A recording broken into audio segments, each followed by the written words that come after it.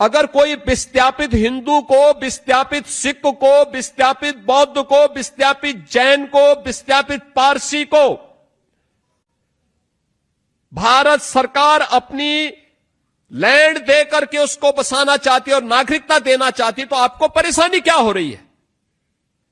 लेकिन विरोध किया गया और उस विरोध को कौन मजबूती से पीछे से पुशअप कर रहा था?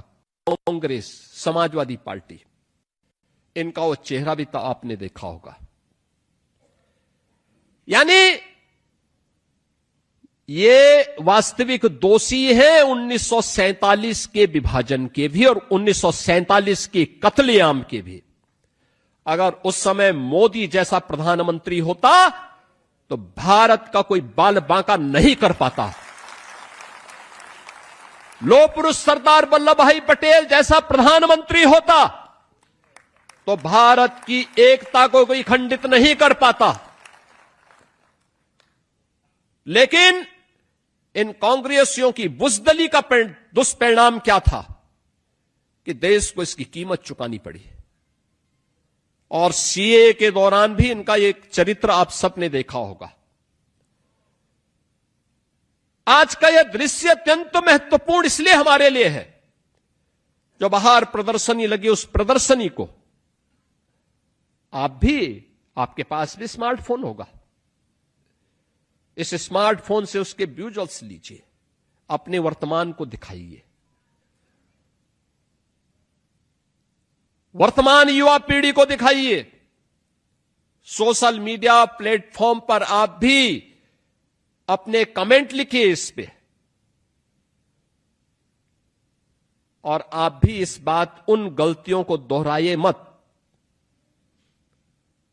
जो गलती कभी हम लोगों ने आपस में बांटकर की थी। हमारी व्यक्तिगत पहचान, हमारे नातेदारी, रिश्तेदारी, पारिवारिक संबंधों के लिए हो सकती है, लेकिन हमारी एक पहचान होनी चाहिए और वह एक भारतीय के रूप में,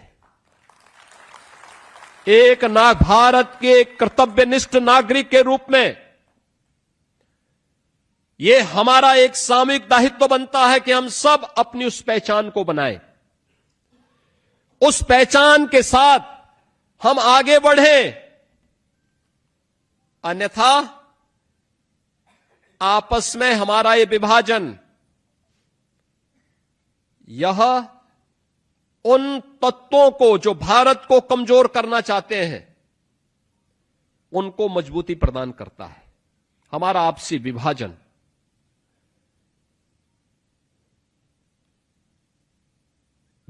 की जो भीषण त्रासदी हुई, इस त्रासदी में लाखों हिंदू, सिख, बौद्ध, जैनी, ये सभी लोग जो भारत के मूल नागरिक थे, इन लोगों को अपने घरों से बेघर होना पड़ा। लाखों का कत्लेआम हुआ। अकेले पंजाब के अंदर ही, अकेले पाकिस्तान के अंदर ही 10 लाख से अधिक लोग काटे गए थे।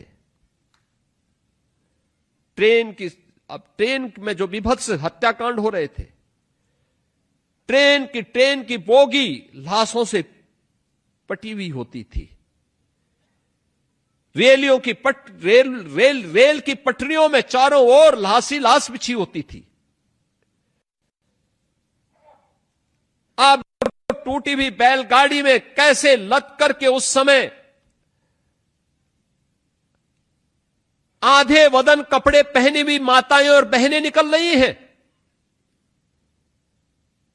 ये दृश्य दिखाइए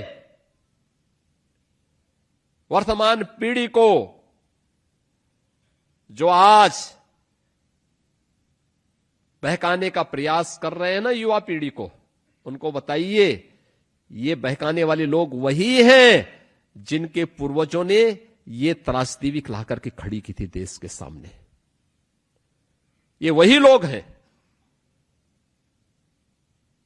और इनका चरित्र देखना हो, सीए के दौरान भी आपने देखा होगा, और दूसरा बांग्लादेश के अंदर हुई हाल ही की घटनाओं में इनकी चुप्पी भी उस ओर इनको फिर से कटघरे में खड़ा करती है।